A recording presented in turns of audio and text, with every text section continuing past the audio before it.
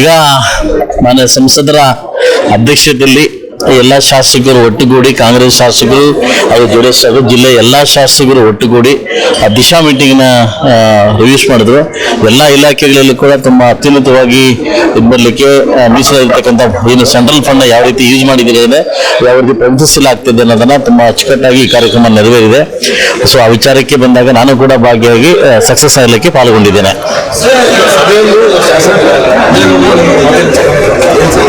ಏನಂತ ಮಾತಿನ ಚಕಮುಖ ಅಂತ ಏನಿಲ್ಲ. ನನ್ನ ಹಳೆ ಸ್ನೇಹಿತರು ಅದೇನು ಹೇಳ್ತಾರಲ್ಲ, ಹಳೆ ಸ್ನೇಹಿತರು ಹೊಸ ಗಣ್ಣ ಇದ್ದಂಗೆ. ಹಳೆ ಸ್ನೇಹಿತರು ನಮ್ಗೇನಿಲ್ಲ, ಅವರು ಸ್ವಲ್ಪ ಇತ್ತೀಚೆಗೆ ಕೆಲವು ಇದು ಜಾಸ್ತಿ ಮಾಡ್ತಾ ಇದ್ದಾರೆ. ಹಿರಿಕರು ನನ್ನ ಹಿತೈಷಿಗಳು ಅವ್ರೇನೋ ಮಾತಾಡಬೇಕು ಕೂಡ ಒಳ್ಳೇದಾಗಲಿ ಅಂತ ಬಯಸ್ತೀನಿ ಅಷ್ಟೇ. ಇಷ್ಟು ದಿವಸ ಸಂಘಟನೆ ಮಾಡಿರ್ಲಿಲ್ಲ, ಈಗ ಸಂಘಟನೆ ಒತ್ಕೊಟ್ಟಿದ್ವಲ್ಲ, ಎಲ್ಲ ಒಂದು ಕಡೆ ಟೀಕೆ ಪ್ರಹಾರಗಳು ನಡೀತಾ ಇದಾವೆ. ಪ್ರಜಾಪ್ರಭುತ್ವದಲ್ಲಿ ಈಗ ಬಂದಾಗ ಮೊನ್ನೆ ಲಾಸ್ಟ್ ನಿಖಿಲ್ ಕುಮಾರಸ್ವಾಮಿ ಅವರು ನಂಜೇಗೌಡರ ಬಗ್ಗೆ ಮಾತಾಡಿದ್ರು, ಅದಕ್ಕೆ ರಿಪ್ಲೈ ಕೊಟ್ಟಿದ್ದಾರೆ, ಸಲಹೆ ಕೊಟ್ಟಿದ್ದಾರೆ.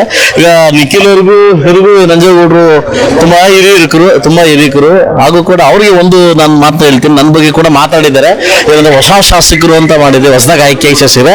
ನಾನು ಕೂಡ 2018 ನಿಮ್ ಜೊತೆ ನಾನು ಕೂಡ ನಿಂತಿದ್ದೆ.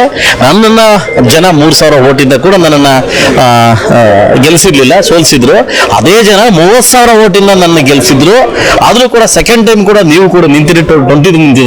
ಜನ 280 ಗೆಲ್ಸಿದ್ದಾರೆ, ಆಯ್ತಲ್ವಾ. ನಾನು ಕೂಡ ರಾಜಕೀಯ ಅನುಭವದಲ್ಲಿ ಸುಮಾರು 13 ವರ್ಷದ ರಾಜಕಾರಣದಲ್ಲಿದ್ದೀನಿ, ಅದಲ್ಲ.